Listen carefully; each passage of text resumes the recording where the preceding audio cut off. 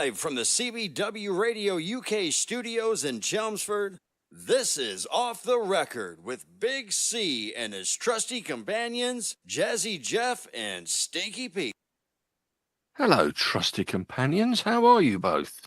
Hello. I'm feeling very trusty today. You're feeling very trusty. Or crusty. Trusty, yeah. One of the two. Welcome. You haven't said anything. Has you said anything? Me? Yeah, I've had a very frustrating day with clients because I hate them, but apart from that, everything's fine. Okay, let's hope they're not watching. They will, if they are, they'll be watching in Saudi Arabia very, very late. So. Okay, so they're probably not. All right. Anyway, welcome. I've had a very bad day with the sat nav. Does that count? Yes, that does count. Me, yeah. Take a detour, and I took a detour to make it 6 minutes quicker. Yes. And it took me 3.5 miles and 36 minutes longer. And you ended up back where you started from. And I ended up exactly where I started. That sounds like a bit of a crap sat nav to me. I was not happy. No, I can imagine. I would also be not happy in similar circumstances. That wasn't down the A113 into Onka, was it? It was down the A1 at Stirling Corner. Oh, right, okay. Because that on Friday night, I got diverted down there because the road was closed. It's still closed. It's still closed, all right. Yeah. Still flooded. It's burst water main, yeah. I wonder if that car's still stuck in the ditch that we got stuck behind. Yeah, maybe. Anyway, yeah, let's get on with it, shall we? And not talk about ditches and detours and all sorts of stuff. Off the record, welcome. Thanks for watching on YouTube or on Twitter or on Facebook. We're live. We're streaming live. I'm in the birthplace of radio at Chelmsford, and Jazzy Jeff is in the birthplace of our school, Buckershill. All three of us are there, and Stinky Pete is on the border, the cusp, I think is the word. I knew you were going to say cusp there. I just knew that was coming. I had this sense that you were going to say cusp. I did say cusp. I don't like to disappoint. No. And this is where I get it wrong. Beds and Bucks. Beds and Bucks. Bedfordshire and Buckinghamshire. Okay, so about sort of northwestish of me, I guess, ish. Northwest of London, that's for sure. Yeah, that's true. Or maybe just west of pretty much west of you. It's west of you. Yeah, maybe it's just west of you. Yeah. All right, okay. Right then. Good win for Spurs last night? Was. Well, first half was good. Boys. First half, I did say this at the end of the game. First half, it was like watching a different Spurs team. But the second half was like watching the team that we've been watching all season. It was a bit like that. I know they were holding on to their 2-0 lead, and against 10 men. They were also trying to keep people fit. And now we've got another 2 injuries. Then we're basically putting out a youth team at Burnley. So that'll be fun. Yeah, I know. I got to the ground, saw the team. The bench was 12. I've never heard of them. Never heard of them. No. There was one guy called Rosewell. Rosewell. Is it Rosewell? Oh, yeah, no. That's right. He's good in the boat race. And he had an incident somewhere in America. Area 51, the whole damn they were shooting match. Oh, right. And and because Graham come up, said, "Have you seen the bench?" Graham Kingsbury, a mate of ours, who we met on Friday night, said, "Look at the bench. There's not a pubic hair amongst them," he goes. Which I thought was a good line. Even better news. Lucas Bergvall is out for 3 months. Is he? Yeah. And Xavi Simons has done his ankle, so he's a doubt for Burnley as well. I don't think they should play him anyway, to be honest. It's not a Xavi Simons game, is it? Burnley away. No, it's a bit more of a Billy Bremner game, really. yes, that's right. Resurrect Dave Mackay and everything will be fine. Norman Hunter on the bench. Come on, let's get on with this. We're doing P albums. We're up to the letter P on the albums front, so there's quite a number of them. As a matter of interest, as a bit of a side issue before we start on them, I was thinking this just now. But, you have a favourite colour, don't you? You've probably got a favourite colour. You've probably got a favourite colour, both of you. Yep. Mine's blue. Mine's Mine's blue. green. Yours is green. Well, Sarah hates green. Do you have a favourite letter of the alphabet? Is it possible to have a favourite letter of the alphabet? Just answer no. We'll get on with it. No. Oh, okay. I thought if you had a favourite letter of the alphabet, which letter would you like? I think it's possible to have a favoured letter. Maybe, yeah, perhaps. And it is S, I would think. S. Interesting choice. I thought a lot of people would go for like the first letter of their first name or something. Well, in which case mine would be P. So Yeah, we're that's well what I away. thought. Okay. Yeah. Let's but have I a don't P, know. please, Pete. I suppose Yes. I'm a C. The more could be a P's, the C. better. A C, or actually, I quite like M for some reason. It's right in the middle, yeah, sitting on the fence. Are you That's me. Are you an M person, and are your children M people? M people, yeah. Yeah, okay. Well, I'm not. You played. I'm not You small played ahead anyway. of small. You I did. played ahead of the small song this morning. I did. Proud. Good song, actually.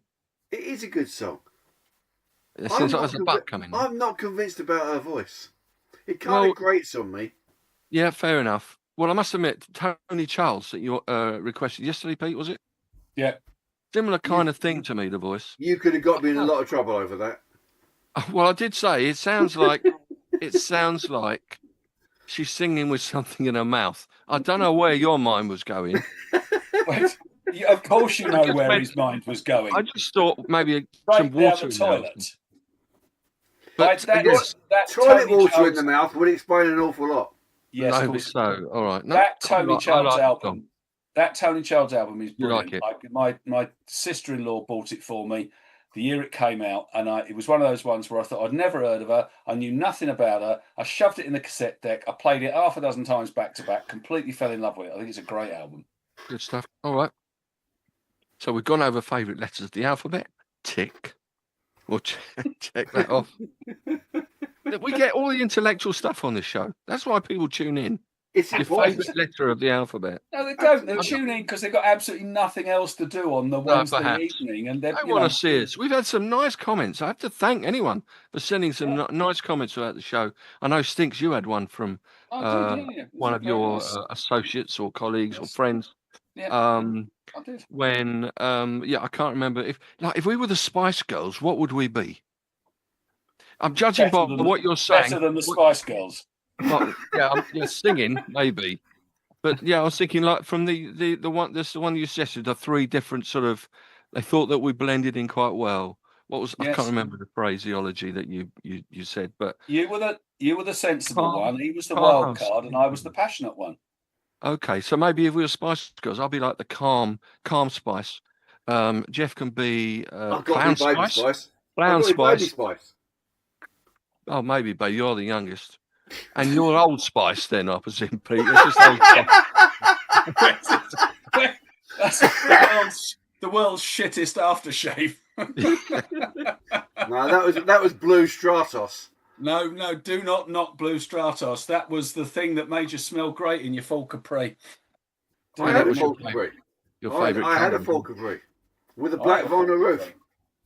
Mine had a vinyl roof as well, and mostly didn't start, which was a major problem when it's a car. Anyway, there we go. Moving on. Was it green? Your car then, Jeff? No, mine was electric blue. Oh yes, okay. Mine was bright red. I'm afraid. Oh my word, nothing red. I thought you said it's green. Your favourite colour. Trump's favourite colour is green at the moment, it appears. Whose? As in Trump. It's Greenland. No, he is absolutely. He's got his arse handed to him today. It's glorious to see. Not least of which is that brilliant picture of him walking from the helicopter across the thing with nobody there to greet him at all. It was brilliant. I might have that as my phone, whatever that thing's called. Screensaver on your phone. Yeah. Oh, Yeah, screensaver. Well, if he copies that onto Facebook or something, that picture, he'll probably put in like the crowd at Wembley when the White Horse. Yeah. Was Well, there no, or the Super Bowl. It'll be that, the Super Bowl. Something like that, yeah. Right, we're up to P albums. Let's do it. I played a couple of P albums today, actually. I don't know whether you heard any of them. I did. And I might well mention one or two of those. So we'll let's press on. Stinks, you can start this week. You got anything to say about P's? Only that of the albums that I own, I appear to have an awful lot of P albums. Okay. 22 to be precise. Good Lord. In Blimey. in vinyl and CD, but I'm not necessarily going to choose the obvious ones because we'll probably mention the obvious ones at some point. So I've got some which are obvious, but I'm also choosing ones which are not. Yeah, So I've got loads of obvious that I thought you'd choose. It has to be said, and well, I I'm going to didn't choose go. them. So I'll start. Yes. I'll start with one of the obvious ones. This is a November 1971 release. It was the third album by the band in question, and it was a live album. And it was recorded on the 26th of March 1971 at Newcastle City Hall. Oh, And it is It's live purple. at Leeds? No. no. Well, No, live at okay. Leeds at Newcastle City Hall. Yeah, I know. Did I you did do think geography? that when I. Yeah. Is it deep, is it deep Jay, you purple? can edit that bit out. Yeah, you dropped a bit of a ghoulie there, didn't you? Yeah. The boy's had a nightmare. Dropped the P. It's gone full Live Vicario. at Fillmore East? No, it's not that either. No, Newcastle East. No, It's a P. All right. it is. It's a number 3 album in the UK, a number 10 on the Billboard, and it is based on It's based on a piece of classical piano music. Oh, I know this in. I've got this as one of my shout outs for you. Right, okay, so it is Pictures at an exhibition. Yes, Pictures and Exhibition. Now I need to say something about Pictures and Exhibition because it is based on the work of Modest Mussorgsky, who is the one and only good thing ever to come out of the stinking shithole that is Russia. So the one thing that I will give the Russians is Modest Mussorgsky, because if he hadn't have written Pictures and Exhibition, then Emerson, Lake and Palmer wouldn't have created the marvelous album that they did. It was, as I say, it was recorded live on the 26th of March. The introduction, the promenade, was played on the pipe organ, which was from 1928. They had to do a deal with Newcastle City Hall that Keith Emerson wouldn't stick the knives in between the keys that he'd been doing in all of his performances since when he was with Nice.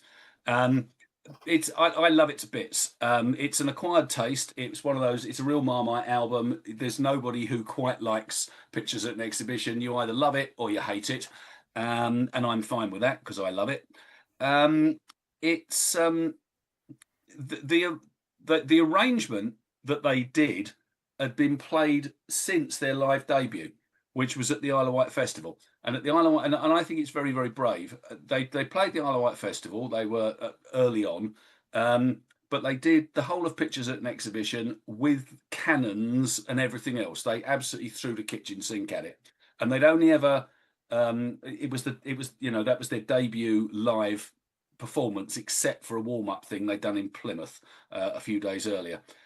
Interesting little note, given that there's a war in Ukraine and I don't like the Russians, is that there is, I think, Promenade is the thing that everybody knows. Da, da, da, da, da, da. And then at the end, the Great Gates of Kiev, which obviously is spelt the wrong way because it's the Russian way, but at the point at which they did it, it was the USSR, so I guess you kind of have to give them that. But there are 2 tracks, The Hut of Baba Yaga and The Curse of Baba Yaga. And Baba Yaga is a... I know. What? It's a Turkish dish. No, it's not. That's Baba Ganoush, you fool. Baba Yaga is a witch-like woman in Slavic folklore. And to bring things up to date, the big heavy bomber drone that the Russians hate the Ukrainians sending to wipe them out is called the Baba Yaga drone. That's what they call it. They're scared of the Baba Yaga, and that's where it comes from. It's this, and the reason it's called that is because it is always sent by the drone squadrons at night. So they have this night attack from Baba Yaga, which is like the witch. So there we go. It's bringing the P albums right up to the Ukraine-Russia war. What else is there to say about it? There is, at the end, there is the encore, which is Nut Rocker, as in the Bee, Bumble and the Stingers Nut Rocker. Yes, probably my indeed. favourite bit of the album, to be fair.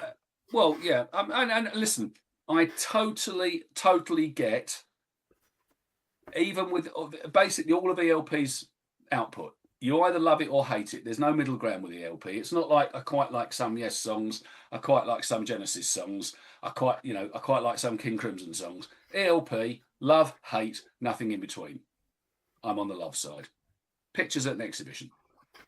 And that, ladies and gentlemen, is all we've got time for tonight. It's been a pleasure to see you on Off the Record. I can't imagine them having an album where they don't throw the kitchen sink at it, though, to be fair. No, they don't. That's the whole... Well, I mean, they have songs where they don't throw the kitchen sink at it. Oh, okay. Don't they? You know, like the one that you always play that I request, you know, from time to time. So, you know, they have the ones that are singles. Lucky man.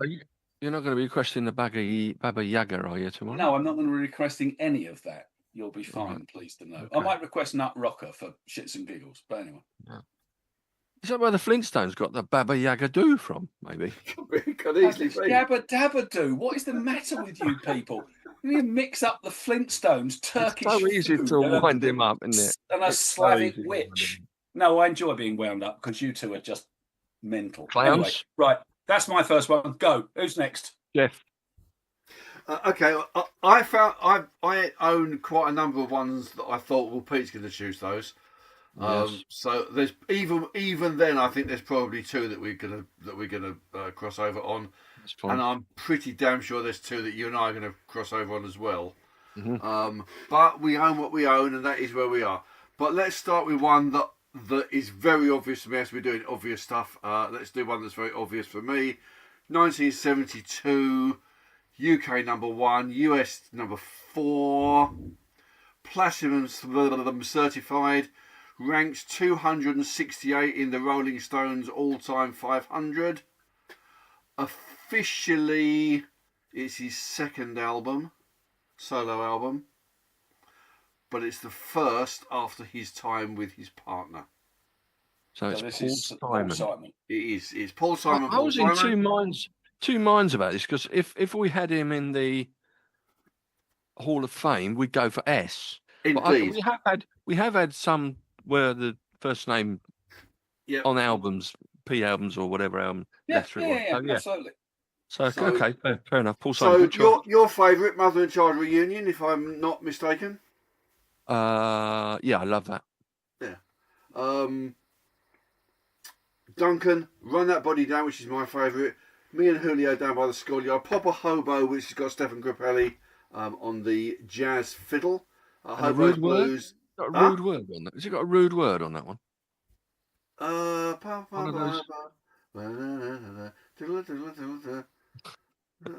remember. Maybe. Yeah, when I think back to all the shit I learned at high school. No, that's Kodachrome. That's Kodachrome, yeah. And that's not on this album at all. That's on one beginning with S. Something else. Yes, indeed. Armistice Day. The thing about it is they're all really different styles of song. As you go through the album, you go, well, that's not the same as that, which is not the same as that, which is not the same as that, you know? So there's Latin, there's jazz, there's folk, and it's very definitely a move away from the Simon and Garfunkel style of album, to the point where Paul Simon is quoted when he did it and did all these different world type music songs, of saying, I cannot sing Scarborough Fair again. And he wasn't meaning specifically the song, he was meaning specifically that style of duet, close harmony, folky type, whatever. But having said that, there's a few of them that have got a very definite style of that within them anyway. It's not my favourite of his solo albums, but it's not my favourite of his first few solo albums, but it's a really good album, and it's Paul Simon to a T. So yeah, there you go. You do love a bit of Paul Simon. I do love a bit of Paul Simon. I suspect if I met him, I'd be so disappointed, because I suspect he's a difficult, paranoid, odd little chap. He's only They little. say Isn't he? never He's meet only- your heroes. Did he? yeah, he's pretty. Yeah. But he's a superb songwriter, lyrically and musically, and he surrounds himself with brilliant musicians, and it's a really well produced album. So like there's it's got everything. I notice Larry Connectal is on the piano. Do you know Larry Connectal? Listen, I have no idea who he is. Larry Connectal he played the piano on Bridge Over Troubled Water for a start, He did. and he was in Bread for a little while. We all have a bit of Bread. Okay. Yeah. So he's on acoustic piano on Brother and Child Reunion and number 11. No, Congratulations, the last one. Right. Okay. Which is again a little more gospely than many of the other ones are. Okay, and I suppose Simon and Garfunkel did go a bit gospely. I mean, Bridge Over Troubled Water is quite gospely. Gospely, and so is Mother and Child Reunion is a little bit gospely. I suppose it is, yeah. In style. So maybe that's the style of piano he plays, and therefore it Maybe works. so. And also, Art Garfunkel's hair is probably taller than Paul Simon, wasn't he, at the time? His nose is certainly longer. Right, so Paul Simon for you. I'm going to go. I played this on the radio the other day, actually. A bit out there for me, but since the Velvet Underground weren't a band, I consider them a real cult band, a bit experimental. And John Cale was in the band, one of the founding members of Velvet Underground. Didn't last for too long, and his third solo album, the most accessible album that he had, was Paris 1919. I don't know. Did you hear any of that the other day? I heard some of it. Yeah, I loved it. Thought it was great. On Monday, yeah, it's a decent album. And yeah, I mean, the Paris 1919 peace conference. It's based upon. Lots of different sounds on it. No experimental stuff, really, I don't think. Produced by Chris Thomas, who'd worked with Procol Harum, Elton John, Paul McCartney, Pulp, The Pretenders, even produced Never Mind the Bollocks. Shh. So he produced this album, influenced by Brian Wilson and also the Bee Gees and Procol Harum. It was a masterpiece, according to Rolling Stone magazine. One of the most ambitious albums released under the name of pop. Is their great quote. The Wire had it in, this isn't the TV series. The Wire had it in their list of, which I thought was quite an amusing list, 100 records that set the world on fire while no one was listening. Okay. I think that's quite a good one, actually. I know. In other words, no one's really heard. No one's heard it. Quite interesting to know what some of those others are. True. I'd have to search it. But I love some of the songs there. Half Past France is a good one, or Half Past France, probably. The Welsh Wizard he is. Probably the only album I'd like to listen to him for, though. So mine is Paris 1919, and it's John Cale. And Stinks.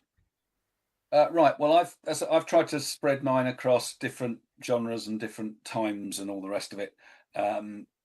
More to say about some than others. This is one I don't have a lot to say about. And it is Perfa Prequel by Ghost, which is a 2018 album. It's the one with, it's got 3 singles. Rats, which is the one that it's basically the album is about medieval stuff and the Black Plague, the Black Death. So the beginning of it is kids chanting "Ashes in the water, ashes in the sea," which you've played for me before because it runs straight into Rats. So Ashes and Rats. Faith. There's a beautiful song on there called "See the Light," which has got a fantastic sax part on it. So if we ever do a program about a thing about sax, then maybe I might talk about that one. The other single is Dance Macabre, which is one of their other very well-known things, and all of those get played in the live set. One with a great name, Helvetsesbuster, heaven knows what that means. But then there's the last song on the album is beautiful, called Life Eternal. It feels kind of quite orchestral, but I don't mean in a massive production way, but it's kind of got strings and it kind of has got a bigger feel about it. But what I like about the album is there's a lot of piano on it. So, and I love the piano, and I think that the piano, especially in that song in Life Eternal, it really adds to it. It's their fourth studio album, and I think it's the beginning of them becoming the megastars that they are now, because there isn't a bad track on the album, and those three singles were, they were what established them, really. Those songs. So there we are. This morning, I played some Ghosts this morning. Did you hear that? It was now, yes, what you played was a cover version of It's a Sin. It's a Sin, right? That is on the extended play version of Prequel. Right, it was never released on an album. It was released as a single, but the version of Prequel I've got doesn't have it on, but on the extended version it does. So yeah, that's a good version. I think they're really clever.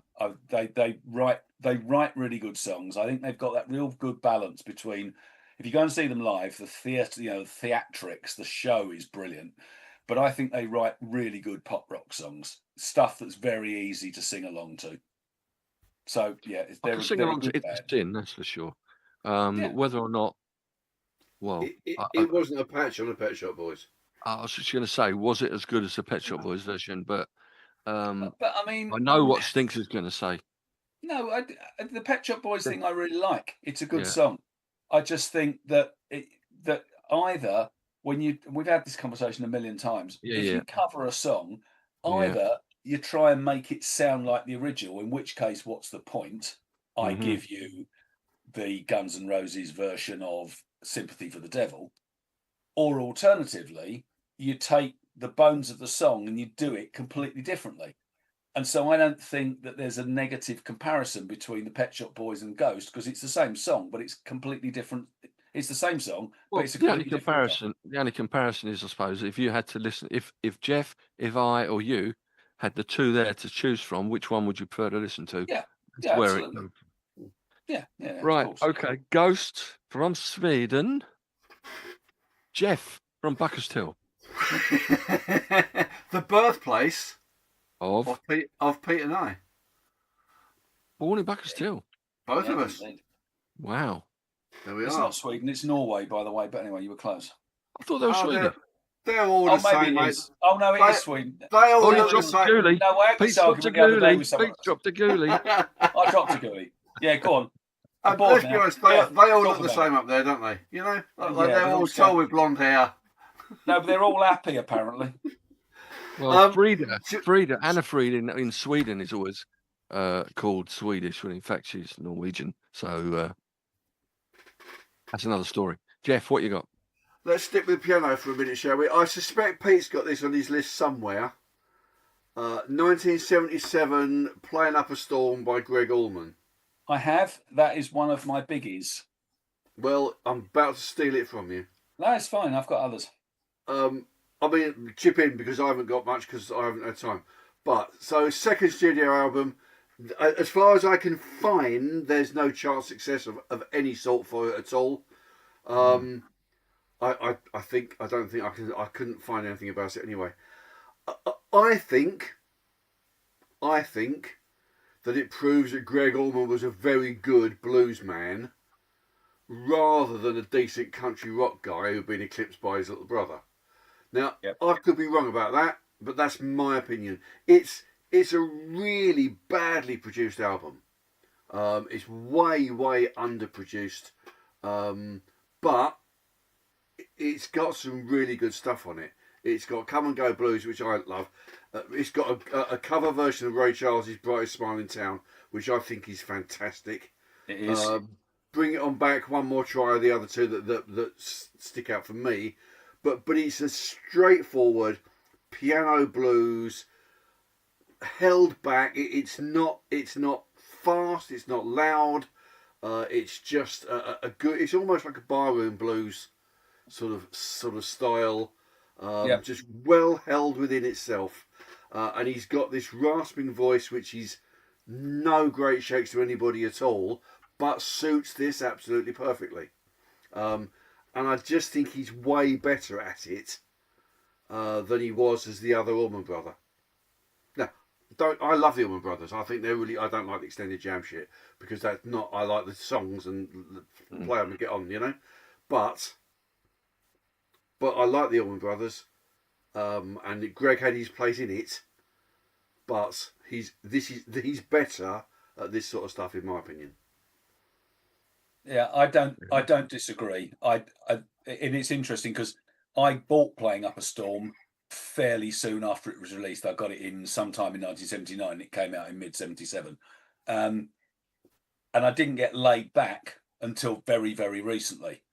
Laid Back was the album that everybody bought, and Playing Up a Storm was the afterthought. I think Playing Up a Storm was a better album. Do you know there was only 50,000 copies of it pressed? Really? So if you've got an original, it's probably worth a bit. I have got an original. I bought it from the shop. I've got a Japanese import CD. Well, there we go. Like, I don't get the words. I can't make the words out at all. No, that's a surprise. I think it's quite interesting because for me, I agree with everything you've said.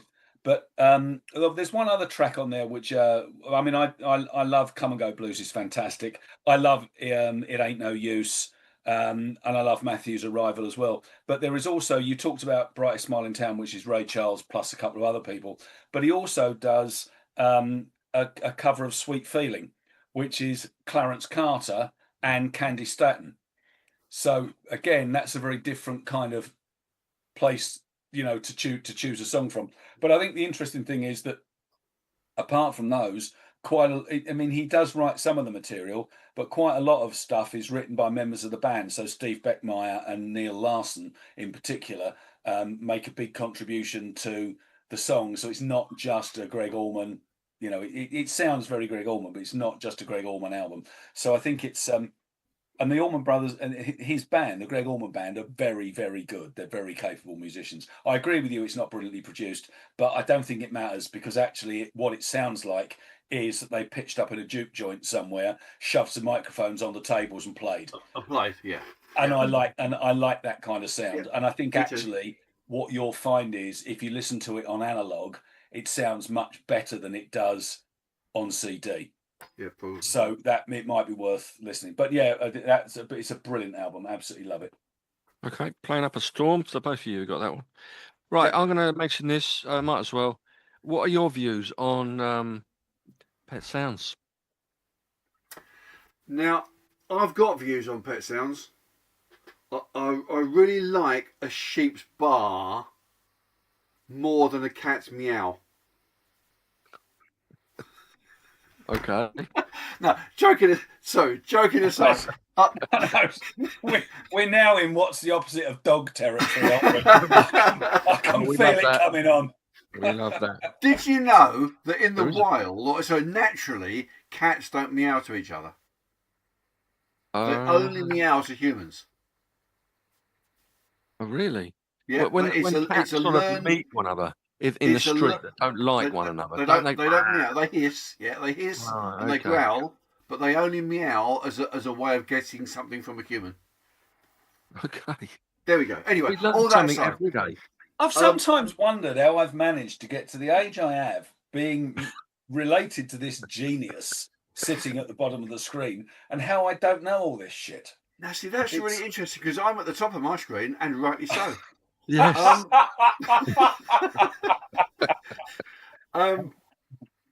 I think, okay, I like the Beach Boys singles. I think they're really good. Yep. I think they're non-singles. Yep. Are not.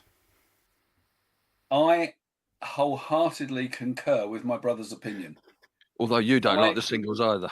No, I do like the single. I would never, ever buy a Beach Boys album because when I buy an album, I go, am I going to sit down and listen to this front to back? Because that's what I do with albums. I don't listen to individual tracks.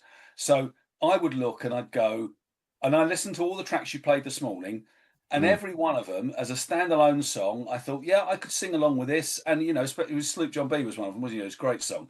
But you sit there and go, would I listen to the album? Absolutely not. So I agree with Jeff. Individual songs, yes. Album, no.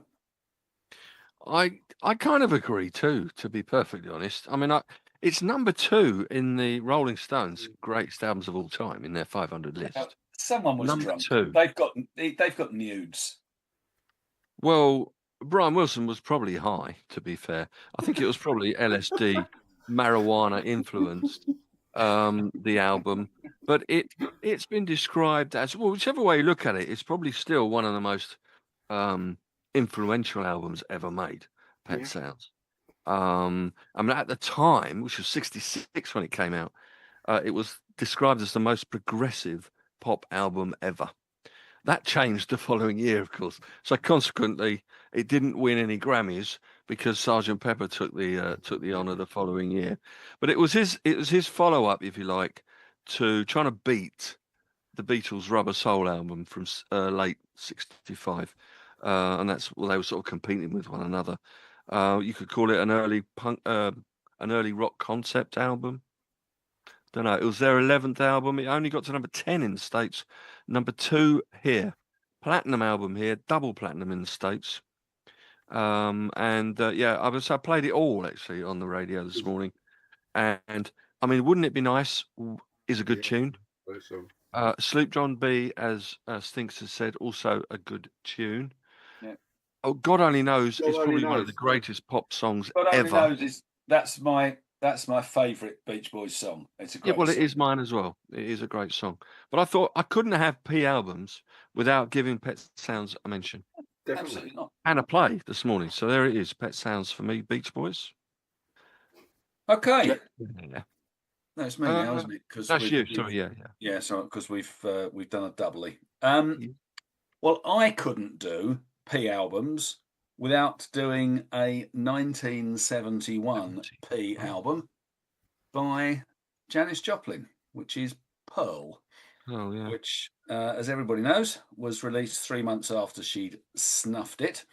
It is it's number 80 in the top 100 albums of 1955 to 1996.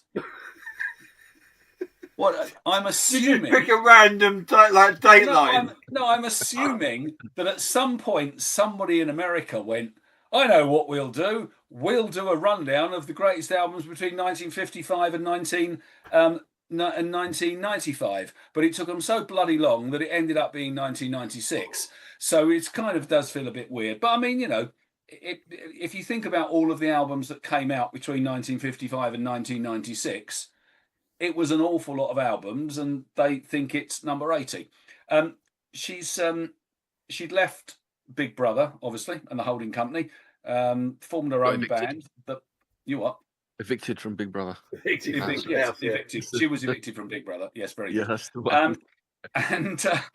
And she got together with the Full Tilt Boogie Band and produced an album of absolute killer songs. Cry Baby, A Woman Left Lonely, Buried Alive in the Blues, My Baby.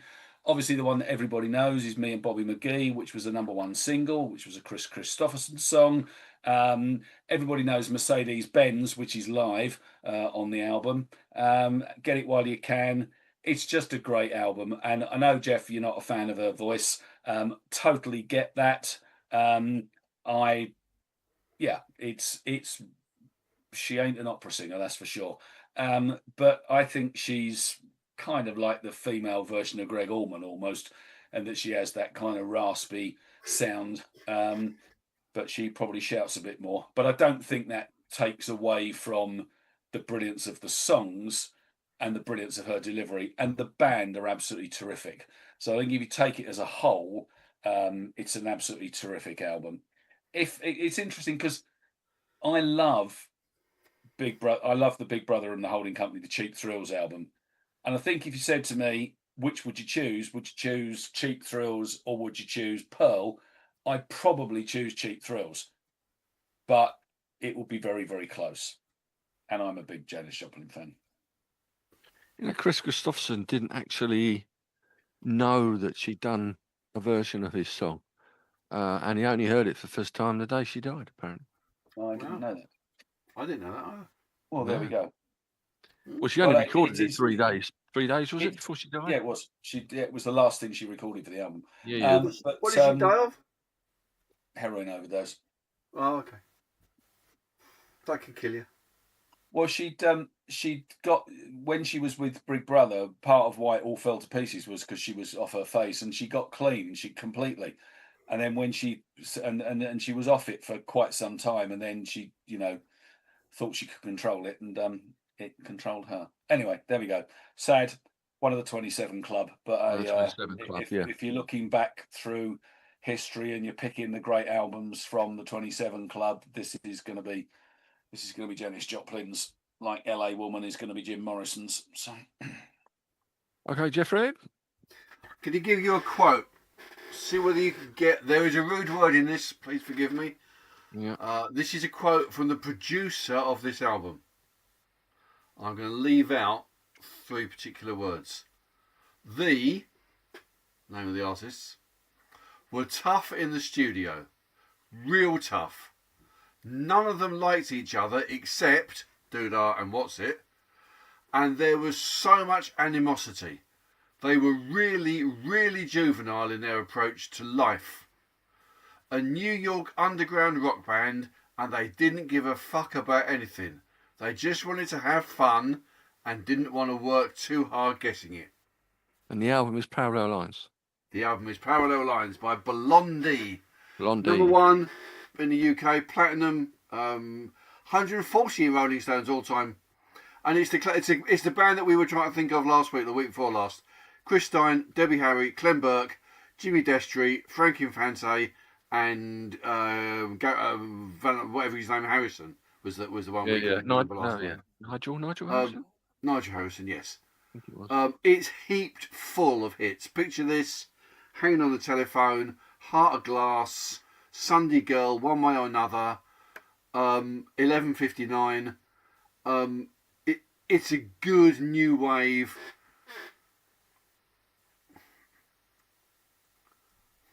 pop. Yeah, it's a little bit more poppy. I like the original Blondie, like that first really raw new wave stuff that they did in the Blondie album. And this is a little bit more poppy, erring on the disco side, which they remixed. If you remember, they remixed Heart of Glass and put it out as a disco song. Disco single. And they were going that way. Mike Chapman was the producer, and he is known to be an absolute perfectionist. And I've read a bit about it, and he said, like, I had to teach Clem Burke how to play in time. I had to stop Chris Stein from playing the guitar because he was so off his face most of the time that he had to get Frank Infante to play most of it. And it's quite interesting and a little bit sad about it, really. But Fade Away and Radiate. Let's not forget, it's got Fade Away and Radiate. I saw this tour, and regardless of what Mike Chapman says, they were superb on stage. Absolutely superb. And Fade Away and Radiate just blitzed the audience away. But doesn't that come back to the conversation we've had before about live albums versus studio albums? If the band are a bit ropey in the studio, then the producer gets shitty because they're a bit ropey in the studio. When they go out and play live, nobody cares. That's the whole point. Well, it's not that no one cares. It's the fact you have to be so precise in the studio. Yes, it doesn't exactly. work. And that's why, if you go, and that was, I mean, I never saw Pink Floyd live, but always the criticism of Pink Floyd was that they were so perfect, it was like listening to the studio album. Whereas the whole point, not the point, but when you go to a live album, if there's a bum note, you don't care. Because it's the atmosphere, it's the noise, it's the crowd, it's the loudness, it's the beer. It's a different thing, I think. So it covers all a about multitude. the music. The beer probably means that you don't notice if there is a bum note. That's true. Anyway, probably. Especially when it's flying over your head because someone Yes. Oh, I missed that. I like Parallel Lines. It's not. Oh, so do I. It was one of mine. So I thought it might be. Sorry. That's all right. No worries. It's like a greatest hits album, isn't it? Really. It is. Yeah. And there's so many great hits on there. I mean, Picture This was my favourite, I think. the first single I bought. No, I bought Denis as a 12-inch single, and I got Picture This. But yeah, you're right. There's a lot of great songs. But one of my favorites is the Jimmy Destry song, 11:59, which opens 11:59, yeah. side 2. I'm going to try I and play it tomorrow Well, to I picked finish it a at couple of weeks ago, didn't I? I 11:59. think. Pardon? I picked it a couple of weeks ago that you played for me. Oh, right. Oh, okay. Well, I might play it again. You might give me another song. Are you, if you're around tomorrow, that is. I don't know. I'm We'll not see. around tomorrow. I'm around on In that Friday. I'm case. not about at all tomorrow. Okay, that's fine. Right, so that is, Parallel Lines, great album. I agree. Did they have an album called Picture This before that? An album? No. You say an album? No, they had What was the Plastic album Letters called? came out this year as Plastic well. Letters, that was it. Letters, yeah. Plastic Plastic Letters. Letters. There were 2 Blondie albums. Plastic Letters had Denis on it, and I'm always touched by your presence, dear. Yeah, which is one of my favourite Blondie songs. I love that song as well. Yeah. Plastic Letters, sorry, yeah. So yeah, so it was a choice of 2, and I went for Parallel Lines. Maybe I should have gone for Plastic Letters. Then we would have been all right. Would have been Right, okay. okay. Well, you forced me into this then. Debut album 1963. One of the great debut albums, and 585 of probably the most creative minutes in one day when they recorded 10 tracks. Are we talking the Beatles? We're talking Please Please Me, yeah. Thought we might be. So you might have had that down for me. It always overlooked a little bit in the Beatles catalogue, but Pantheon. it was Pantheon is the right word, yeah. Pantheon, good word. Wasn't Bagheera, was he a panther? A pantheon? Bagheera was a panther. Bagheera was a panther. Well done, congratulations. Not a pantheon. Not a Pantheon.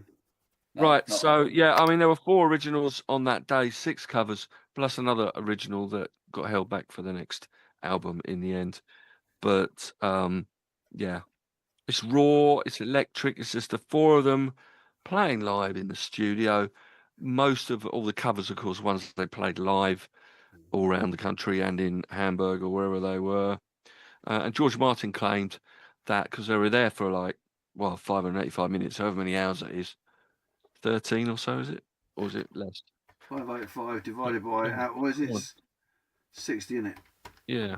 9 and 3/4 hours. So it's nearly 10 hours. And by the time they got to the end of the evening, Lennon's voice had gone with twist and shout, so they could only do one take, and that was the one that ended up on the album. But George Martin claimed that it was weird. They actually got better as the day went on musically.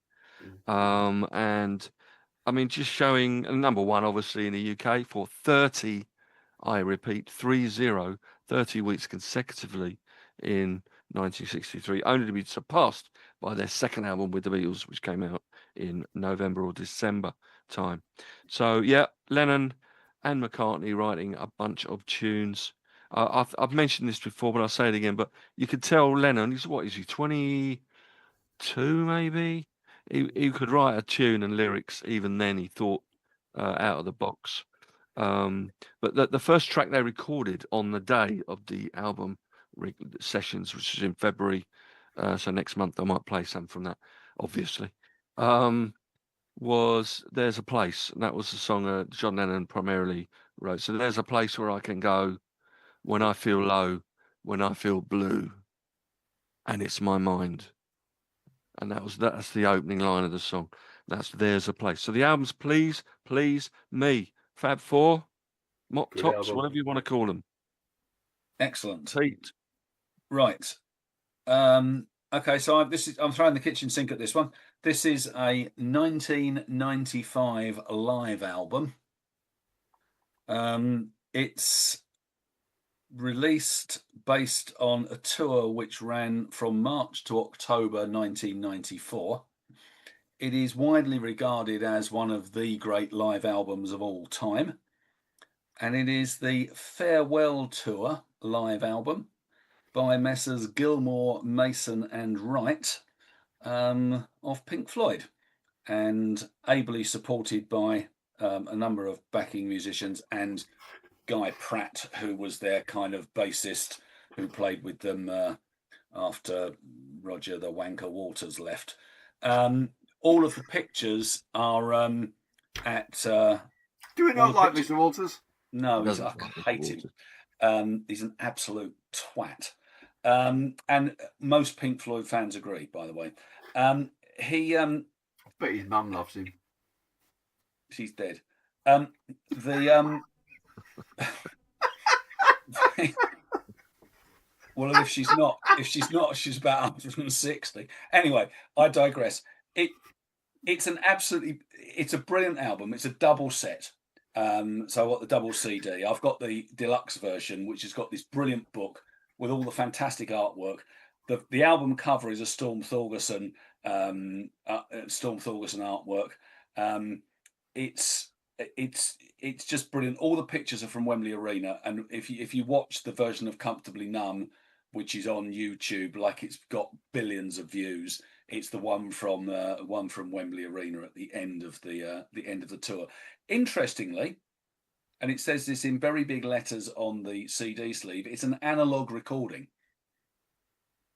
which I think is why even on the CD it makes it sound much richer than other CDs do, which kind of, you get that flatness that you get with digital recording. It's an analog recording transferred onto digital, which in 1995 was not the usual way of doing things.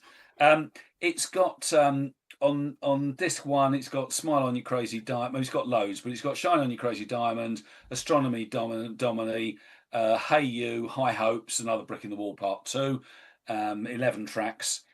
Side 2 is the whole of Dark Side of the Moon, and then the encores are Wish You Were Here, Comfortably Numb, and Run Like Hell. So not only is it their kind of, and it was their last time they played together live, it was their bye-bye tour. Not only is it a great live album, it's effectively Pink Floyd's greatest hits as well, with a few missing. The production's brilliant, and it's one of the very few albums where when you play it, you just get completely immersed in it to the point where you're there in the concert in your head. It's difficult to describe, but there's very, very few albums where they're so immediate that you kind of feel like it's going on around you rather than you're listening to it. I don't know how they do it. Maybe it's the way it's produced. I don't know, but it's just an absolutely brilliant album. And everybody who loves Pink Floyd, that if you said you could only have one Floyd album, they'd probably choose Pulse. It's that good. I was going to say, I don't think you said the name of the album, but I thought it was Pulse. So yeah, okay. Yes, Pulse. Yeah. Cool. Okay, Pulse. Pink Floyd also begins with a P, funny enough. It does. Yes. Well, yes, indeed. By the way, you were talking about Russia. The only good thing to come out of Russia was the pictures at an exhibition guy. Whatever his name was, I can't remember his name. Modest Mussorgsky. Don't forget, Those Were the Days song that Mary Hopkin sang. Yeah. That's was a Russian folk song. It's a Russian folk song. Yeah. And we got to mention Mary Hopkin because we always do. It's like a obligatory. It's part of the seems deal. to be. And it what beats about- Jimmy Savile. And what about Nadia Kamikaze, whatever her name was? No, right. She was brilliant. Nadia Comaneci was Romanian, but apart from that, Romanian. you were close. Well, it was all What was part of Old Russia at the Corbett time, wasn't then? it? No, that's my whole point. It's all the same No, country. The USSR and Russia are not the same things. That's the whole Russian imperialist thing, the bastards. Don't start me. Right, is it my turn? It is. Okay, from the ridiculous to the sublime. This is the 5th fastest selling album of all time in the UK charts. Not unsurprisingly, it got to number 1. It's 8 times platinum. And this is a quote from someone talking about it. The emphasis is not on harmonies, it's on groove and texture, ballads taking a back seat to clever rips or synthesized glam stomps. Ooh. Answers on a postcard, please. What year Give us a decade. 2010. Oh. Bloody Nora. Absolutely no idea. No. 2010. Fastest selling album of all time. 5th fastest selling album of all time in the UK. And 8 times platinum. 8 times platinum. That's a lot of units. Considering it only came out about 16 years ago, is it going to be something like Take That? And Party! It is Take That. It's not Take That and Party, but it is Take That, yeah. No, Progress. Progress. The Patience wasn't an album, that was a song. That was a song, okay. So Progress was the one that they did where Robbie came back. And it was Jason's last one. So the standout single on it was The Flood, which is a fabulous song, actually. They had 2 other singles, Kids and Happy Now. I really like 8 Letters, which I think is a Mark Owen song. SOS is on it, which is a big kitchen sink song. They just chuck it on it. And the guy, whoever wrote that quote, is absolutely right. A lot of the Take That earlier stuff, Patient was quite. Sorry, a lot of the Take That rejuvenated stuff after the initial Pop Boy stuff was very ballady. This is far more back to the pop stuff again, which is Robbie Williams' influence without a doubt. It's a really good album, I think, but I like Take That. You do. And I like pop music. And as Pete quite rightly says, it sold a stack load of stuff. So like they must have done something right. It's immaculately put together. It's beautifully produced, and all the songs on it are well written. Was it because it didn't follow the big comeback album, did it? There was one in between. There was 2 of them. There was Circus, wasn't it? Circus was the first one. No, Beautiful World. The one with Patience on was the first. Yes, what's that called? And then it must have been the Circus and then Progress. I was wondering it was riding on the back of the massive success of their comeback album, but it was actually their third comeback album. It was their third album, yeah. Their third one afterwards, yeah. But the first one to reintroduce Robbie. From my perspective, then, I would guess I'd probably prefer. I like The Flood. It's not a bad song. I'd probably prefer the ballady type ones, like Patience. I like Patience. That first comeback album is absolutely brilliant, and I think it's probably better than Circus as well. But nevertheless, it's a good album of its type and of its style, of its ilk. Good From word. Pink Floyd to Take That. You don't get that anywhere else, do you? You do not. Except on CBW Radio, obviously. Right. Not a fan of Take That, I guess, thinks he. It's all right. I can, He's all right. He can tolerate them. Right. Okay. Should we change the style again? Should do, really. All right. I won't say too much about it, though. This was actually a gold record in the UK. Didn't chart. Came out in February 1972. It was the 3rd and final album that he released in his lifetime. He died a couple of years later. Indie folks become a bit of a cult figure in that scene. First, where was he? No, I don't know where he was born. I'm thinking of somebody else.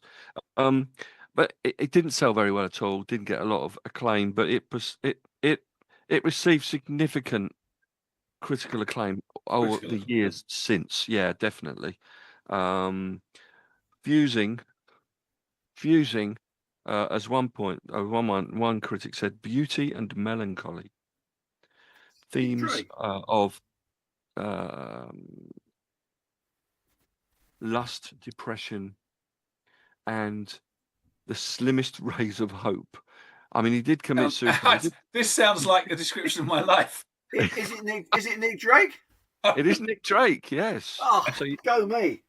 You know the album then, beginning with P? No, I know Bryce Eliza, but it sounds like Nick Drake all over. It's Pink something or other. It's Pink Moon, yeah. Pink Moon. Pink Moon, okay. Yeah, Pink Moon. Which, I mean, he had 3 albums. He only did 3 albums. This one, it's just him and a guitar, an acoustic guitar, with a little bit of help. He's got such whispered, hushed kind of vocal style. He's not really a wounded troubadour, is he? He's basically a depressed man from Cambridge playing his guitar. He is spotted it. Yeah, I, as I a don't result know of this. his depression. I don't know this Reluctant. album, but Brighter Lighter is one of the best albums ever Brighter, produced. lighter, and the other one is You mean Brighter Later? Brighter later. Yeah, it is brighter later with a Y. And the first, oh, what was the other one? I can't remember the other one. But anyway, I haven't gone for that, and it's not a P album. Pink No, Moon quite. It's, Yeah, I don't know this one. indeed. is the P album. Because of his depression, he was reluctant to perform live. Influenced by, he's born in Rangoon, which He was was. Burma at the time. It's not now, is it? What'd you It's say what new. Burma for? Panicked. Sorry. What's it called now? Burma. It's called Myanmar. That's the one. When That's did the it one. become Myanmar instead of Myanmar? It's Myanmar. Myanmar. Myanmar. Myanmar. I don't speak Burmese. Sorry. Well, I'll carry on my own here. Regardless, influenced by Bob Dylan, Donovan, Van Morrison, Bill Oakes, Randy Newman, and the Beach Boys. And it's worth a little listen. It's quite short. It's only about half an hour long, so it's half of what Stinks would normally listen to. But Yeah, but that's the yeah, whole point of the Nick Drake albums. All of his albums are short. okay, He's very sparse. He's very Spartan in what he does. I like Nick Drake. I don't have any of the albums, but when I hear Nick Drake, I think, yeah, I really like the yeah, I stuff. quite like that. Yeah, all right. What have you got next? I have got the lowest selling album by this band, which got to number one in the US and to number one in the UK. was it's critically acclaimed after the event. It was the 7th studio album from the band in question. Has an album cover by Hypnosis. Oh, doesn't everyone? And is a return. It's a return to their roots. It's a return to where they started, as opposed to where they'd gone for the previous 3 or 4 albums. Is it Deep Purple? No, but No. you're on the right lines. It's Presence by Led Zeppelin. Now, of course, I could have chosen Physical Graffiti, but we've talked about Physical Graffiti about 1 billion times, and I thought there's people listening to this podcast every week. They're going to be bored witless talking about Physical Graffiti. So I'm ignoring Physical Graffiti, although it does begin with P, and I'm going with Presence. It's a good album. It's not a classic album. It's got it's got 2 standout tracks. Achilles' Last Stand, which they play live sometimes, which is a 10-minute kind of classic Led Zeppelin thing.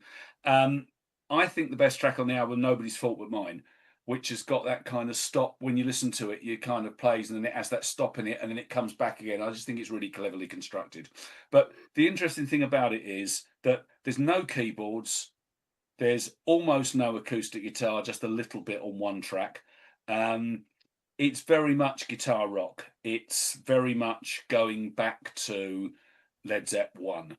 It's kind of having done Stairway and all of the Led Zepp 4 and Houses of the Holy and Physical Graffiti with much bigger production. It's all stripped back to basics.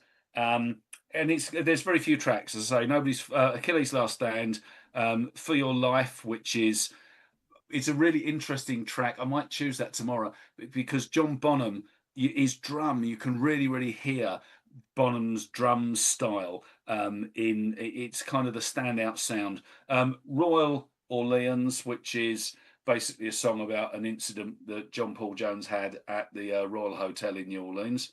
Candy Store Rock, which I think you probably know and you probably like. It's kind of really 50s rock and roll. It's their version of a 50s rock and roll track. It's a really good tune. And then Hots for Nowhere, which is the second last track. And then the final one, which I think is probably my other favourite track on the album, is T for One, which is a much slower blues track, which they stole from somebody else, and I can't remember who it was, or they stole the idea of it and then kind of expanded it out. And it is kind of it goes back to a track off one of their earlier albums, and I can't remember which. It's kind of almost like a reworking of it. But anyway, I thought, boring having physical graffiti, so I'll go with Presence. Even though Physical Graffiti is probably better. Oh, Physical Graffiti is my favourite Zeppelin album. Yes, of course, it's better. Okay, fair enough. But I don't. I think Presence is one of the overlooked Zeppelin albums, and I think unfairly, because it's a good album. It's just not a great album. Okay, we welcome its presence on the Indeed podcast. we do. Jeff, Is it me again? Okay. it is you again. Yeah. Here's another little quote for you. Oh, This is one of those rare records. I have trouble saying that with a word. Rare records where not just every song, but each instrumental part is worth hearing.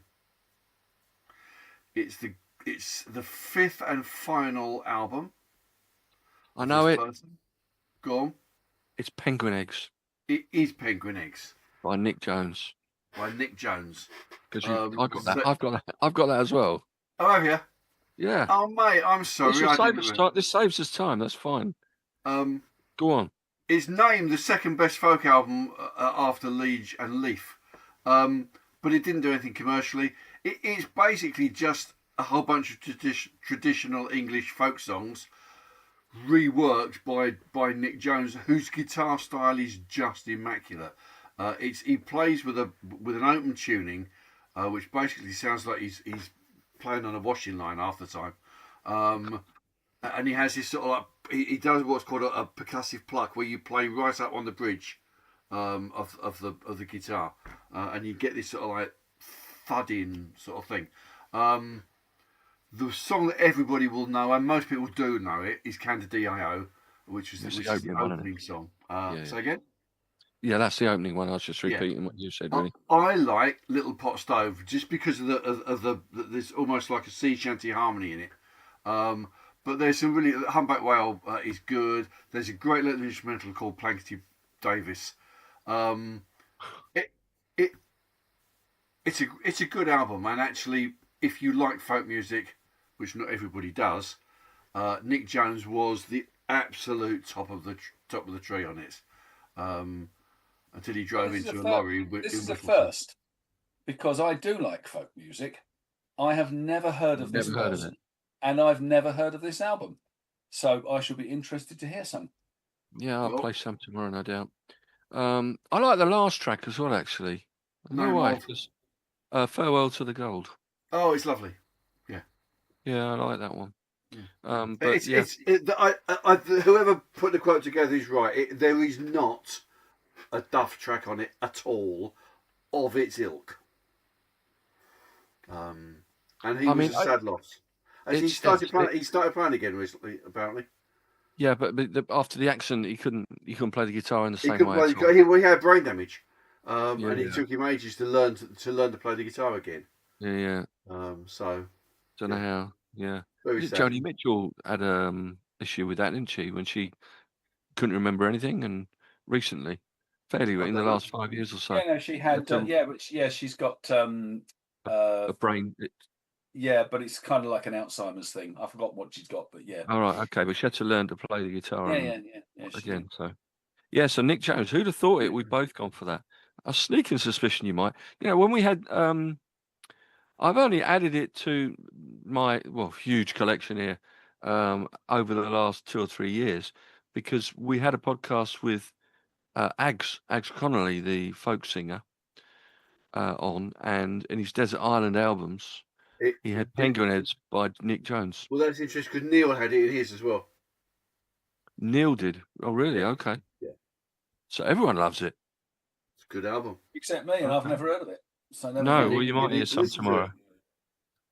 All right, let's do another one quickly. No, I'm not doing Penguin Eggs. I'll bring it up a little bit. That was 1980, wasn't it? Penguin Eggs. It was 1980. Right, I'm going up to 1994. Stink's favourite decade. And the singer of this band, I'll give you another quote, kind of paraphrasing anyway. Before their debut album, which would have been early 90s, he was quoted as saying that their third album will become one of the quintessential albums of the 1990s. I intend to write it. This was the album about, of which he was referring, or to which he was referring. And is It it was a quintessential album? Well, I think it is. I think it's quite a representation of the Britpop genre in the 90s. Number one single here, nothing in the States, obviously. Helped by the 4 hit singles, Girls and Boys, To the End, End of a Century, and the title track, which was Park Life. Ah, when he was rudely awoken by the bin men. When he was rudely awakened by the dustman. Yeah, by the dustman. I mean, it's not only those tracks, though. I mean, there's a load of decent album tracks on as well. Tracy Jacks, bang on, all done in the sort of Blur style, bit music hall-y style on a couple of songs as well. I'm not going to bore you with all of them, but I just think they're a very good band. I mean, Damon Albarn was the singer, who he doesn't actually play the guitar, I don't think, but anything keyboardy, he's there. He plays a harpsichord on many tracks as well. Graham Coxon's a great guitarist. Alex James, a great lyricist, as well as a great bassist, and Dave Rowntree on drums. So Blur always had that little bit extra than Oasis did. It was just a rock and roll band. I think Blur, I like them both, to be fair, but I think Blur had a little bit more. And Park Life is a P album, and it came out in '94. And the Park Life single, love it. I also love it, and I would choose Blur and Pulp Ahead of Oasis every day. over Oasis every day of the week. So, yes, good shout. Right, but you haven't chosen one now for your number. No, my next 2 albums are both very recent. They're 2023 albums. Do you want to do them both together? Because we've only got half an hour left, and we've still got quite a number. I can do, and then I've got 2 more after that, and then some shout outs. Yeah, if you want me to. Yeah, okay, so the first one is Power by Anna Popovich, which is her most recent album, which I chose as my album of the day a few weeks ago. She's going through what I now call her Santana phase. And what I mean by that is not that she sounds like Santana. Has she grown a big moustache? Yes. That would be Santana, great, wouldn't it? it would. And it would look very weird. Anyway, Santana went through that phase in the 90s where he did a whole bunch of albums where he collaborated with a lot of people. So, Smooth and all that lot. That was there was a lot of collaborations on those albums. And so Rob Thomas, that was him, wasn't it? Yeah, that's right. So she's done 3 collaboration albums, Trilogy, which is obviously 3 albums in one, where there's a lot of stuff with Joe Bonamassa. But then the most recent, the 2018 album, Like It on Top, which was a lot of collaborations, and then this one. So this one basically is her and Boothel, which is Corey Burns on bass.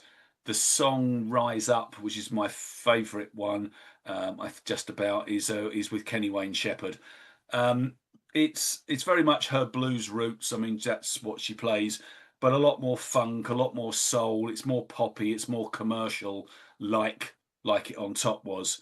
Standout tracks: Power Over Me, Love in Touch, which I love, Recipe is Romance, Ride It, Flicker and Flame, which is a great song, and then Turn My Luck.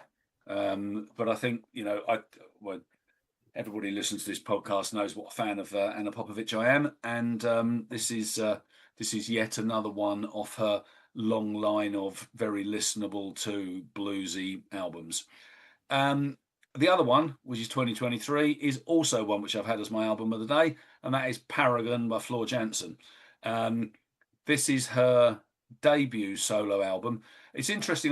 When I was doing the kind of just reading around, I read the little booklet that comes with it, and it's quite interesting the things she says. But there's one quote that came out to me. She said, "This is written for the me of today and the me of yesterday." the me of yesterday was an 18-year-old dreamer, and the me of today is living my dream. She kind of I'm sort of looking at what I wrote here. Oh, well, that's right. And then at the end of that quote, she says, "And it's for you, the people who've put me where I am. And what I want you to do is to lose yourself in the melodies and dance to the beat." And it's not what I love about her is she's got this incredible, powerful voice, but and which works in the whole symphonic rock thing. But actually, this song is basically pop songs, but pop songs with big production. And the single "Fire" was a pretty sizable hit single of its sort.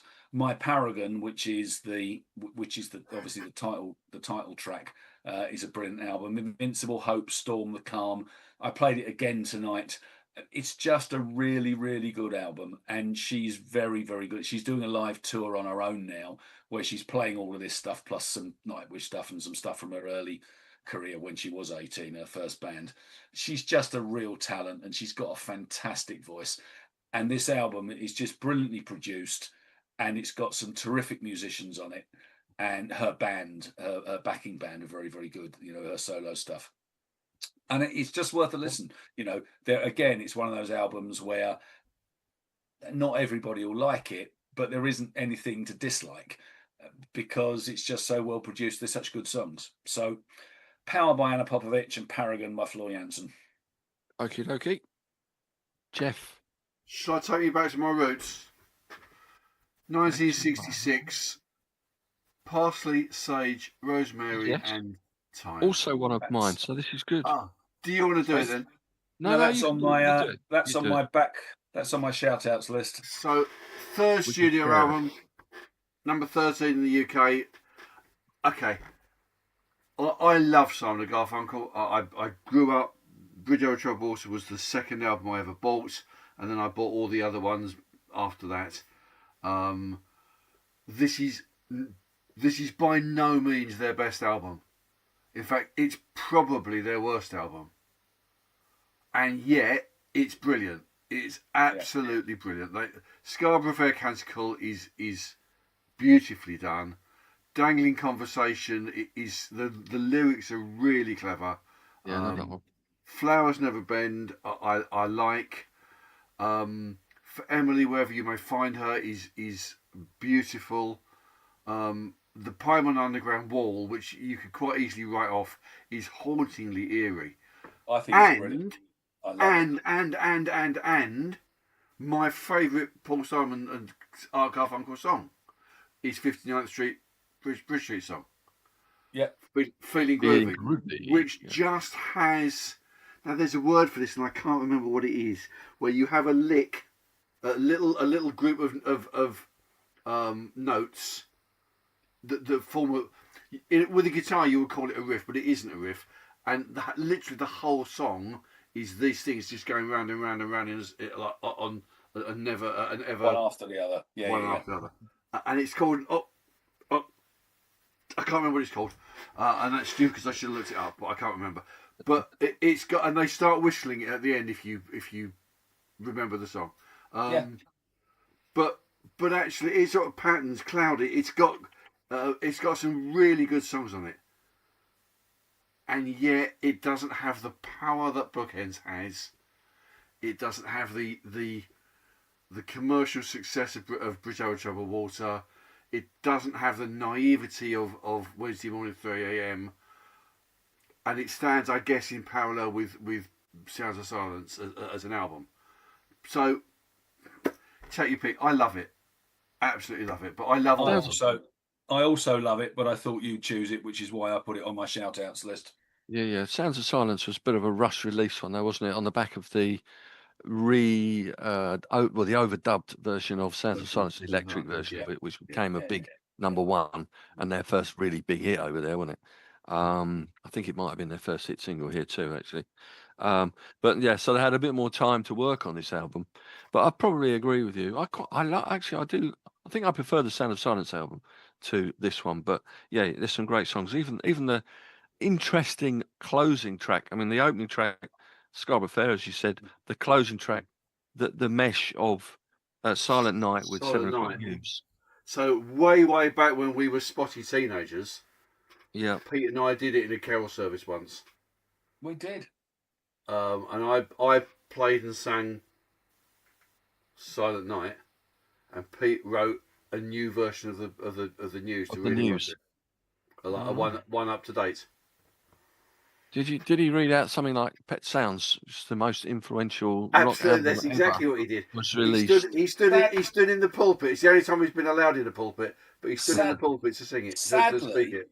Yep. Sadly, there is not a recording of this, which there should be. Is that sadly or gladly? I'm not certain. No, which. sadly, it was our finest hour. Anyway, there we go. Just before Cole, what you got? recordings took place, probably, wasn't it? Is that long ago? Yes, yeah. They were burning it on wax. Sod off! No. Right, you're talking about artists that everyone that watches or listens to the podcast knows that you love. This is another one of mine then from 72. I know what this is. This is. I was going to choose this, and then I thought you're going to. It's Pile Driver by Status Quo. Pile Driver, yeah. Real hardcore Spurs fan. I love it. Quo fans would think maybe this is their highest moment. Their first album on Vertigo, they'd left Pie. They couldn't do all their loud music. You should never do that. You should never leave Pie. You should always finish it up. Yeah. We should. Fair enough. The problem is, if you don't eat enough pie, you don't have enough sugar, and then you get vertigo. That's what it is. Very good. Oh. You see what we did. You see what we see what you did there. We did. Well, they couldn't on Pie. They tended to moan about the noise levels of the music. They're concerned about the overloading the input levels, apparently, at the recording desk. So it tended to maybe distort. So once they'd gone to Vertigo, they could go right up to 11, as it were, and use all their live equipment. And it was I think, a brilliant album. Typical, and the sleeve was just so Quo with the three of them heads down, hair hanging down with the guitars and all that. So Status Quo, Pile Driver, and some classics that lasted in the live set for so long. I mean, Don't Waste My Time, they even sang at Live Aid. Roadhouse Blues, of course, closed the album, and that also closed the sets mostly. The Doors song, first time I heard Roadhouse Blues, actually. That gave them the mood, really, for what they was to come for them, actually, that sort of 12-bar shuffle. Yeah. Paper Plane, obviously, is on there. Yeah. And Big Fat Mama is on there. All of these are massive live songs. But they had quieter moments on the album, which I love as well. And I'll probably play one tomorrow. Like A Year, about grieving. Untitled, no, Unspoken Words. It went from my mind, but there it was. Unspoken Words. And what's the other one? Oh Baby and All the Reasons, which is on. There's only 8 tracks, but it's a stellar album. Pile Driver from 1972, their 5th. The first that they actually produced themselves as well. Maybe that helped. I don't know. And I'm running out of albums because Jeff's had a couple of mine, so I could do another one actually quickly. Should I do another one quickly, or? Yeah, go on then. I mentioned it briefly because I played it today as well, and I thought we've got to have Linda Ronstadt in there actually. Prisoner in Disguise, love that album. 75. Yeah, I don't know that at all. That's one of the albums I don't have and I don't know, so I enjoyed listening to that today. Yeah, I didn't know it, but the cover was brilliant. The cover was brilliant. That it showed it on Live 365, did it? Covers of Linda Ronstadt albums are always brilliant. It's Linda Ronstadt. Fair enough. Can't argue with that. But fabulous songwriters. All her mates wrote songs she used songs of her mates. I mean, Neil Young song on there, James Taylor, Lowell George, Dolly Parton, J.D. Souther. I explained this on the radio. Oh, she sings with Emmylou Harris actually as well on one track. The gatefold sleeve has got more cardboard for your money, as Stinks would say. Pictures of song lyrics in the handwriting of the songwriters. I think it's a nice touch. And yeah, it was a number 4 album in the States Platinum. Wasn't here, of course. But yeah, I thought I'd better mention that one as well. Prisoner in Disguise, another P album. Right, I've got 2 left on my list, and then I've got some shout outs at the end. So I'm going to go with the 5th studio album by this band. Released, it was the first one released by Virgin, and it was part of the success of Virgin after Tubular Bells. The first album driven by sequencers and was a huge influence on the Berlin school genre. Plugged very, very heavily by John Peel on his show. Got to number 15 in the UK. Had a 15-week run on the chart, all of which was basically word of mouth because it didn't get any commercial airplay apart from John Peel. 100,000 sales in the first year. Gold disc in 7 countries. Released in 1974, sorry, can't read my own writing. It is Phaedra by Tangerine Dream, Jeff's favourite band. It's got very few tracks on it. It's got Phaedra itself, the title track, 16 minutes and 45 seconds. Mysterious Semblance of Something or Other with a Lot of Words, which is 10 and a half. And then Movements of Visionary Something or Others, which is 7 minutes and 55 seconds. And that's pretty well it. But it is credited with being the foundation of all electronic music that followed it. And certainly it was the forerunner of people like Jean-Michel Jarre and Oxygen and the stuff that came after. So no Tangerine Dream, no electronica. I played it because I've played all of these albums in the last 2 days. I played it through yesterday, and nobody will convince me that it is not the worst of the 3 albums that came out in succession. So yeah, Phaedra is the one everybody knows, but Rubicon is better, and so is the other one, that name of which escapes me for the moment. I've got all 3 of them, 74, 75 and 76. They're all good albums, but Phaedra begins with a P, so it's Phaedra. Okay, Jeff. I've got 2 left as well, so let's get this Just one do them done. now quickly. Yeah. Do them both? Okay. Yeah, Forget the band or the name of this thing for the minute. This got absolutely slated by the press, by the other people that pretend they know, pale imitations of da da da da da. But it's in my top 20 albums. So what do I know about music? Nothing. Just listen to some of the people who are playing on this album. Booker T, Richard T, different T's, Steve Cropper, Steve Gadd, Murdering Commissioner Gordon, Jeff Picano. I can't pronounce his surname properly. Jimmy Guthrie, is it? Jeffrey. This is the same as that woman, Jeffrey. Jeffrey, yeah. Who is one of the writers of one of the songs. Did nothing. Either side of the pond did nothing. 1978, Pastiche by Manhattan Transfer. Oh, Manhattan Transfer. It is exactly that. They are pastiche songs. Cole Porter's Love for Sale, Ellington's Mellow Tone, Jeffrey's whatever his name, Four Brothers, which is a great song. Not written but made famous by Glenn Miller. Singapore, Little Street in Singapore. There's a couple of Motown covers which are not as good. But it's the last one that one of them did before she packed it in. She was poorly. Lauren, whatever her name was, Laura, whatever her name was. But it's close harmony stuff. And like it's all big brass bands and close harmonies, and it's I love that sort of music. It makes me feel very, very happy. So there we go. Apparently it was an album I owned. But yes, I remember you saying it. It went on a clear out that I had. Let me get this other one out of the way. Again, yeah, sure. We're going back to the pop music of the time. And I saw this band live.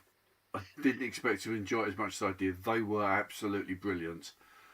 So this is Picture This by Wet Wet Wet.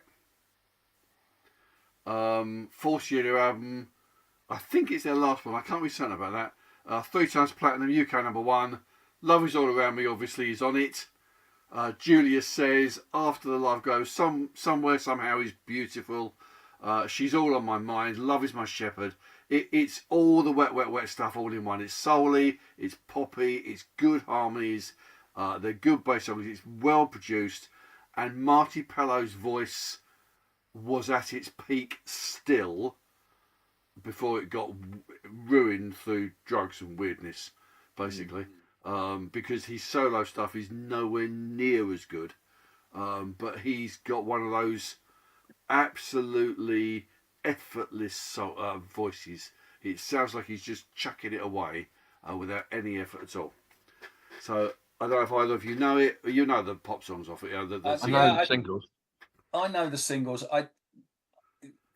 I'm not a fan of that kind of music particularly, but Marty Pello has got an absolutely terrific voice. Oh. So as a singer, he's got a brilliant voice. So when I listen to it, it's the same with Take That, really. I can't stand Robbie Williams, but he has got a great voice.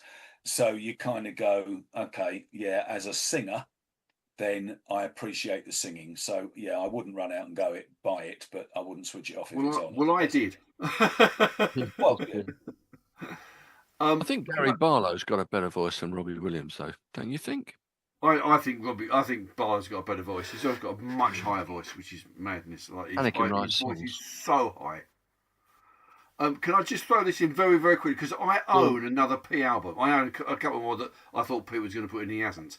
But I own another P album that is called Postcards from Heaven by the Lighthouse Family. That's got High on it. And I didn't know I owned it. I've never played it, and I know nothing about it. Okay, it's a good song, High, actually. High is a great song, but I the know greatest rock and roll band in the world. Don't even know. I won't have anyone arguing. It's the greatest rock and roll band in the world. I remember reading a tweet and people responding to him, and he was obviously winding people up. Right. The Lighthouse Family. I won't have it any other way. But yeah, High's a good song. High's a good song. There we go. What's the other one? Do you have another one or not? No, we out. It's me done. Pastiche and wet. Oh, is it me? Right, let's quickly get this done. And then I've got my last one and then some shout-outs, other ones that I own. So, Billy Joel, second album. Bit of an overlooked one for me, a forgotten one. Piano Man. Piano Man, yeah. Oh, yeah, good album. Which had Piano Man on it. And you think, yeah, that's the only thing it's got on it. And I love Piano Man. It's one of my top 2 Billy Joel songs. But there's some other great songs on it. It was pretty much his breakthrough album after the legal problems he had with his other label, his former label. Obviously, Piano Man itself, fictionalized account of his experiences in a bar, and he met as a lounge singer when he was in LA, which was a hit single. But some of the other, Captain Jack is on there. There's a lot of compilation albums. Have you got a greatest hits, Stinky Pete? No, I've got 2 greatest hits. All right, Captain Jack might be on it. It's quite it's sort of a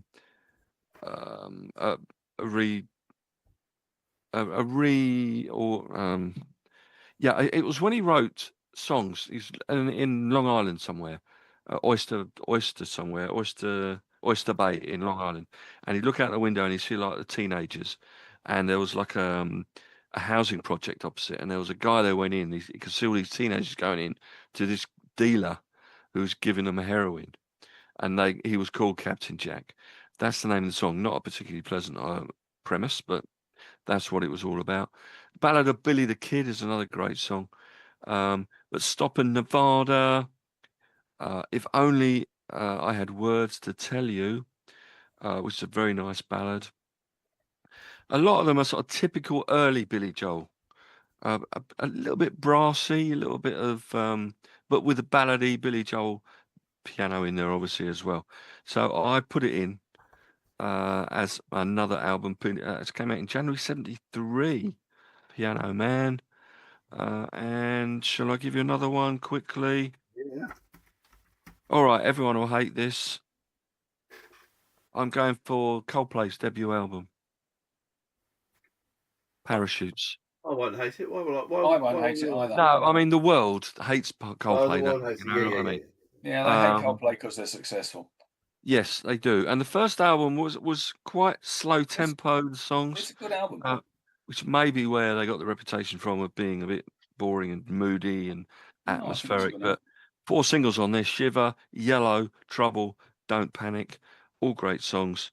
There was a sort of a comparison with Radiohead and um, Travis around that time, similar sort of musical styles. And some people have said that the reason everyone went to Parachutes and Coldplay was sort of as because they've been alienated by Radiohead, that had gone away from their roots and they were started going a little bit more experimental and stuff. So they stuck to Coldplay and they ended up getting, and it was a massive, massive hit album. Number one it's here, a huge album. Yeah. not massive in the States, 51. It won a Grammy in 2002, Best Alternative Album. It got a Brit for the British Album of the Year award, and it was the 22nd, another list made up, the 22nd best-selling album of the 21st century in the UK. Sold 17 million copies worldwide as of July 2025. So Parachutes for me. You got another one, Pete? Yeah. I have, and then some shout outs. I always thought that Travis was much, much better when they hooked up with Perkins and went into building materials. I thought the whole thing was just, they got right away from the whole music thing and That's did brilliant. true. That's very true. I Yeah, think I'm with you. way, That's something way I agree better. on you with. Yeah, I Yeah, agree with. no, Why is it way, way Perkins? better. It's one of those words, Perkins, that when I say It is. Perkins, there's a restaurant diner chain in America, actually in Florida particularly, I think, called Perkins. Whenever I say Perkins, I want to say it in an Irish accent. Am I Yeah, allowed to do that? yeah. Perkins. Well, Perkins. Perkins. I always say Perkins. That's what I say when I hear Perkins. I'm not saying Travis. Anyway. I'm saying Perkins. Sorry, I digress. Right. So my last main choice is one of my favourite bands again. Album produced by Miles Copeland, 1972, third studio album by the band in question.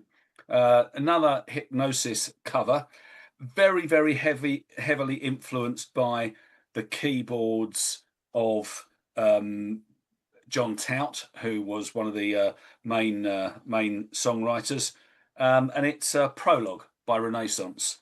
So it's the album which came after Ashes Are Burning and before Turn of the Cards.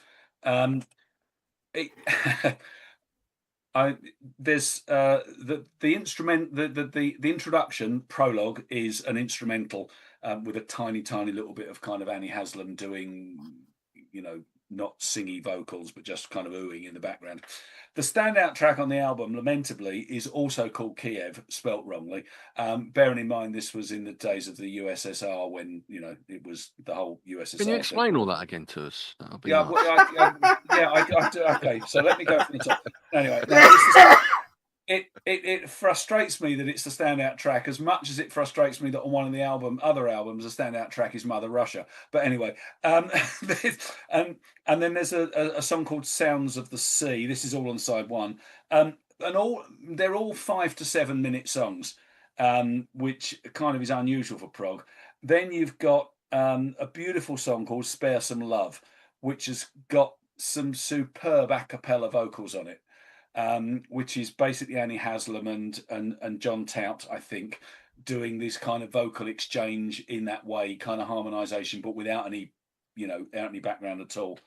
Band for Infinity, and then there's the long track on the album is called Raja Khan, which is 11 and a half minutes. But it's what I like about in the Jungle Book as well.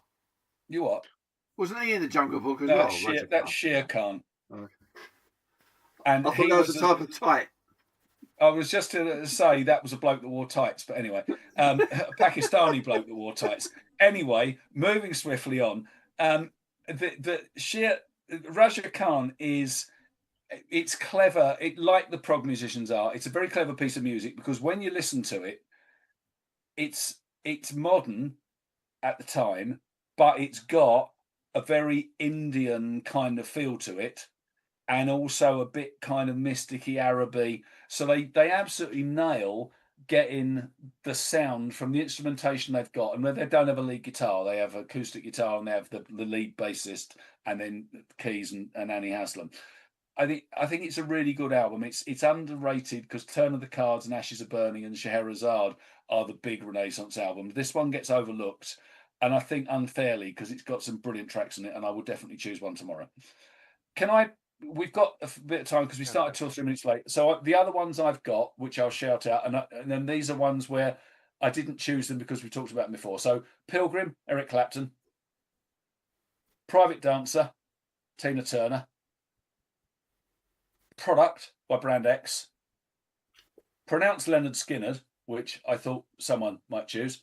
Piper at the Gates of Dawn, Pink Floyd. Pretzel Logic, Steely Dan. And Passion Play by Jethro Tull. And then I'm also going to mention, I don't know whether you know this, either of these, Jeff, but there's 2 kind of religious Christian albums, both of which I own. Perfect Time by Mare Brennan, who is the voice of Clannad. And she kind of had this epiphany after everything at Clannad all started to break up, and they'd had all kinds of, she had issues with drugs and God knows what else. I've read her autobiography. It's a really interesting book. But she's Catholic, and so she's produced 2 or 3 albums, and I've got 2 of them. And Perfect Time is a beautiful, if you think Mare Brennan, think Enya, think that kind of sound, that Celtic-y, that voice.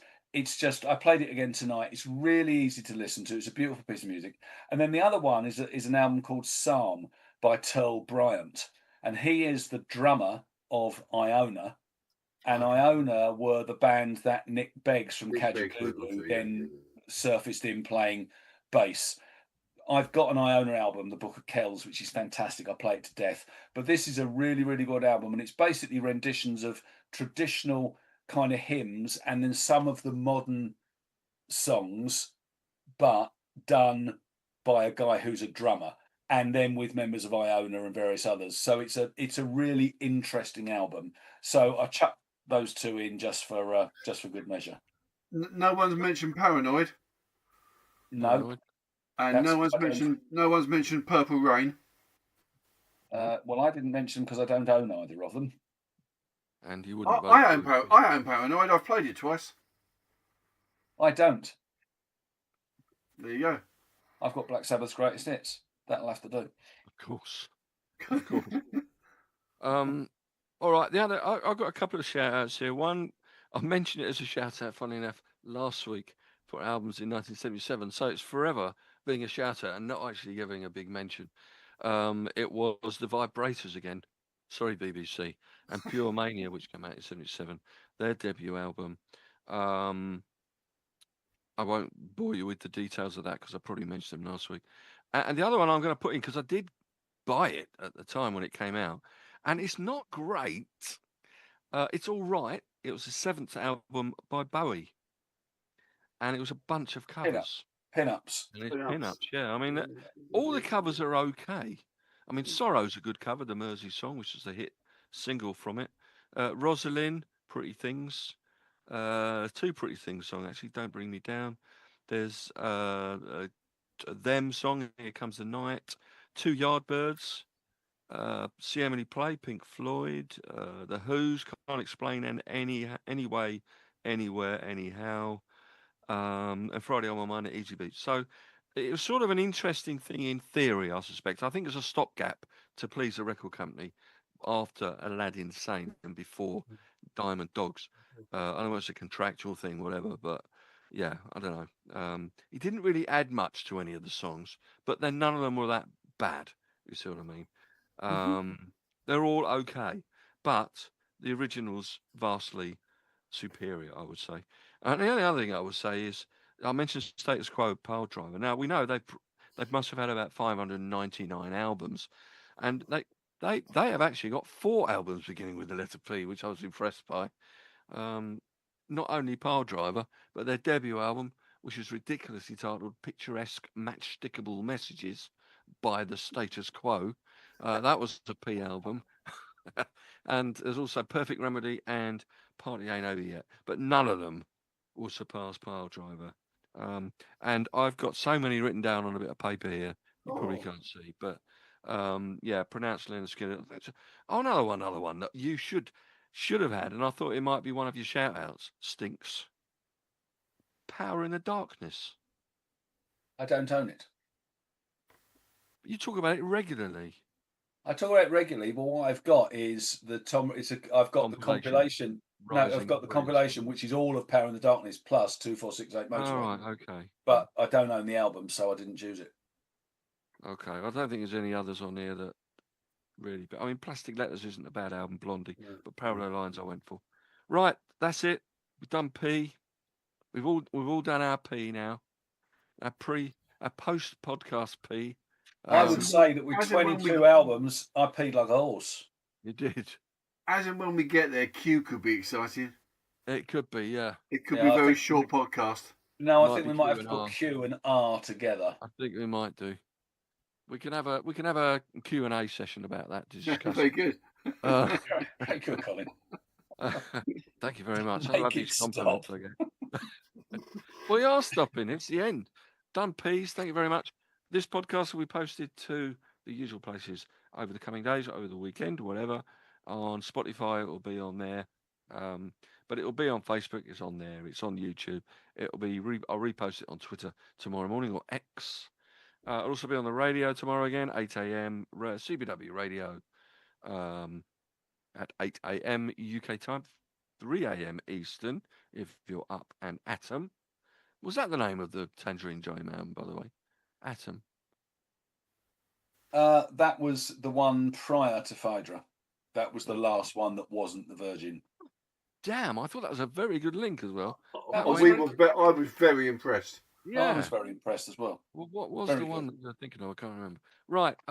So yes, thank you very much, Stinks. Thank you very much, Jazzy Jeff. Back next week. Stratosphere.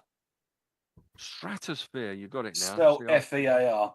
Stratosphere. Yes, that was the other one. Stratosphere with a P in there. Yes, we'll be back next week with some other interesting topic, no doubt.